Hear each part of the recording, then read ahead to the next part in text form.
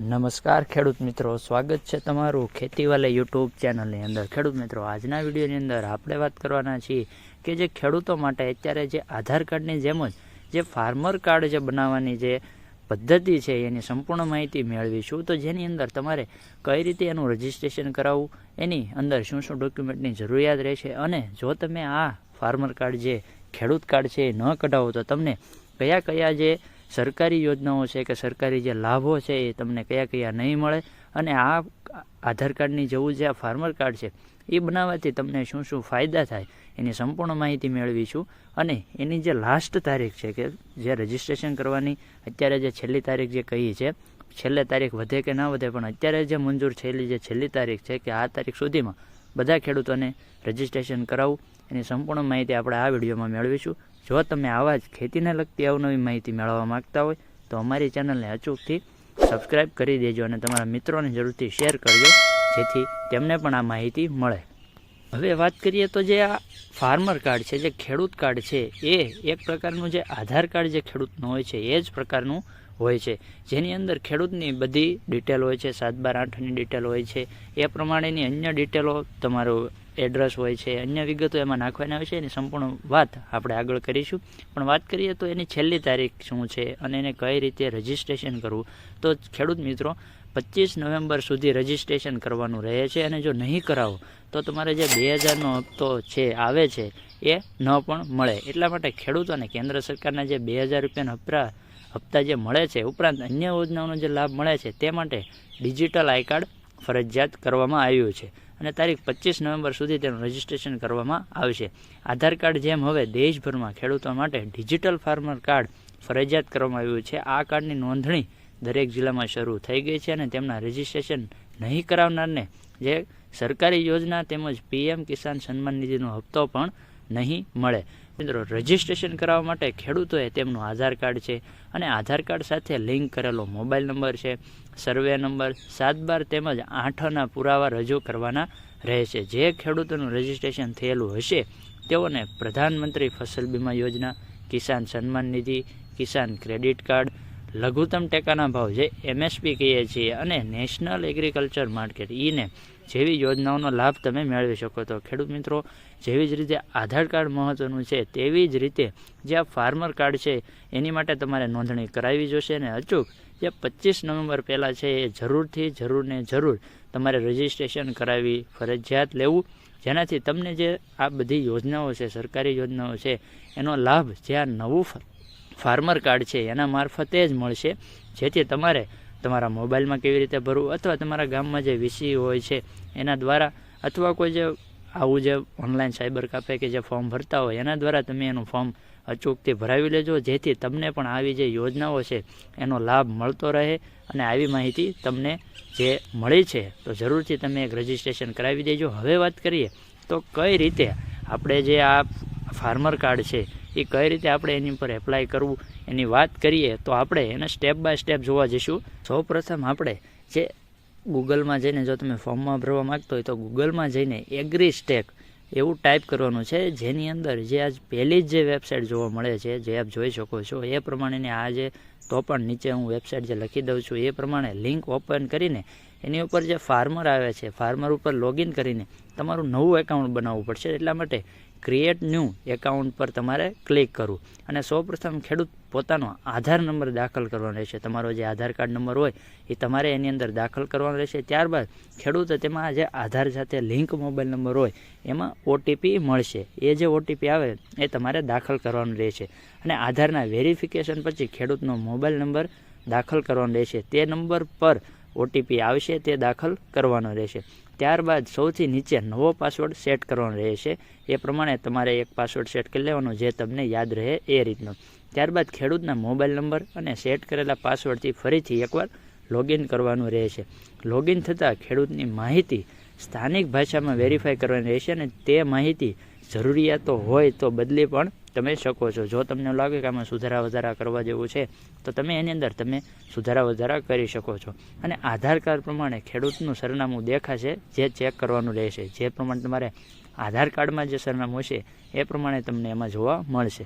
અને ત્યારબાદ આપેલ લેન્ડ ઓનરશીપ ડ્રોપ ડાઉનમાંથી ઓનર પસંદ કરવાનું રહેશે. એટલે લેન્ડ ઓનરશીપ હોય છે એની ઉપર તમે ક્લિક કરશો એટલે નીચે 1-2 ઓપ્શન ખુલશે. એની અંદર તમારે ઓનર પસંદ કરવાનું રહેશે અને ઓક્યુપેશન ડિટેલ્સમાં આપેલ બંને ચેકબોક્સને સિલેક્ટ કરવાનું રહેશે. એટલે ઓક્યુપેશન ડિટેલ હોય તો એમાં જે આ બંને જે આપ જોઈ શકો છો એમાં જે બતાતું હોય તે ઓક્યુપેશન ડિટેલ્સ હોય છે એમાં બંને ચેકબોક્સને સિલેક્ટ કરવાનું રહેશે. અને ત્યારબાદ આપણે જે ફેચ લેન્ડ ડિટેલ્સ પર ક્લિક કરવાનું રહેશે. એટલે કે તમે જે લેન્ડ ડિટેલ નાખીએ છે એ પ્રમાણે જે ડિટેલ જે તમે નાખશો તો એની અંદર ખેડૂતની જમીનનો સર્વે નંબર જે દાખલ કરવાનો રહેશે અને ડ્રોપ ડાઉનમાંથી ખેડૂતનું નામ પસંદ કરવાનું છે. એટલે કે જે તમારા ખાતામાં જેટલા પણ નામ હશે એ તમારી સામે આવશે. એની અંદર તમે કોના નામ દ્વારા તમે આ રજિસ્ટ્રેશન કરવા માગો છો એનું નામ ટીક કરવાનું રહેશે અને જમીનના સર્વે નંબર સામે આપેલ ચેકબોક્સને સિલેક્ટ કરી સબમિટ પર ક્લિક કરવાનું રહેશે.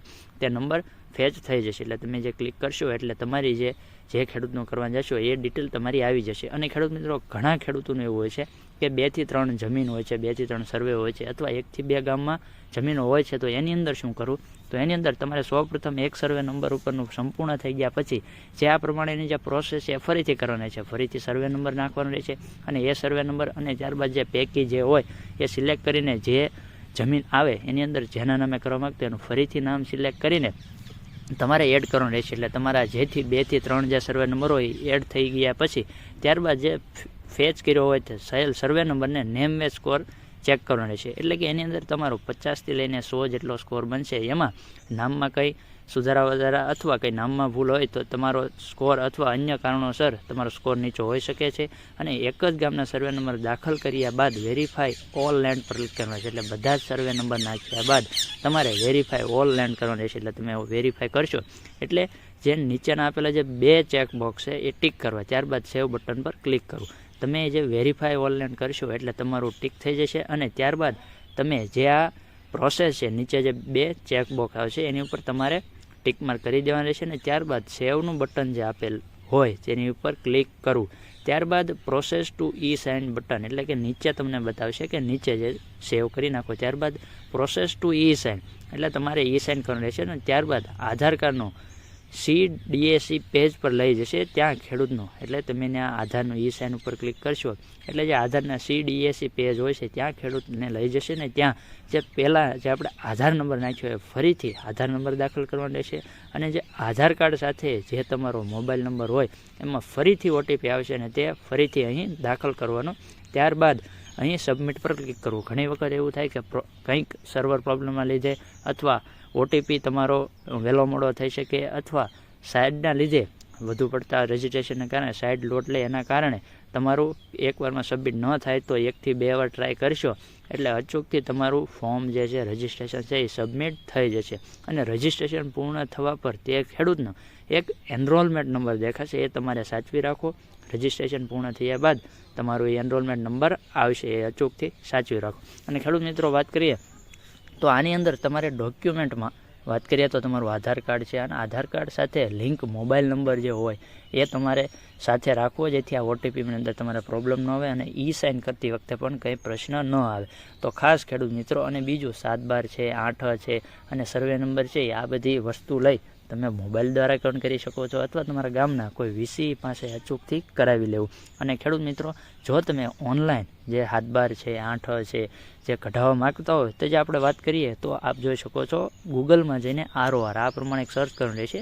એની અંદર આ જે પહેલી જે વેબસાઇટ આપ જોઈ શકો છો એની અંદર ક્લિક કરશો એટલે એની અંદર જે આપ જોઈ શકો છો કે ડિજિટલી સાઇન્ડ જે ROR છે એવું જો તમે ડાઉનલોડ તમારા 7/12 કરવા માગતા હોય તો આ રીતે જે ડિજિટલી સાઇન્ડ ROR છે એની ઉપર ક્લિક કરવાનું છે. ત્યારબાદ જે તમારો મોબાઈલ નંબર ગમે તે નાખીને OTP આવશે એ OTP તમે નાખ્યા બાદ તમારે જે તમારા ગામની ડિટેલ હશે તાલુકો, જિલ્લો અને સર્વે નંબર ગામ નાખ્યા બાદ સર્વે નંબર અને જે નાખશો એટલે તમારે નીચે જે તમારું 7/12 કે જે 8 હોય એની ડિટેલ આવશે, નામ નહીં આવે.